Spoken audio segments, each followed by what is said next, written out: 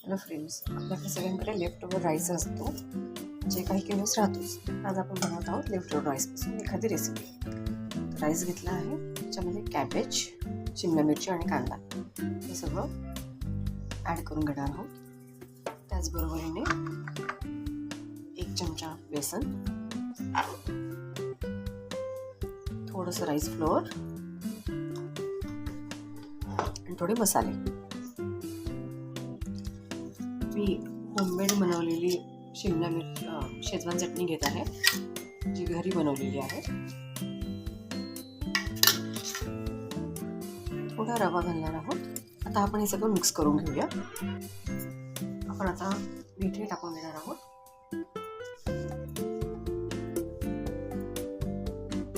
आपण अशा पद्धतीचे कटलेट बनवून घेणार आहोत. आता आपण शॅलो फ्राय करूया.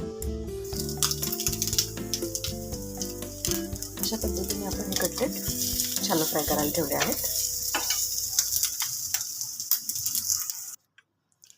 हे पाहू शकता, आपले कटलेट रेडी आहे.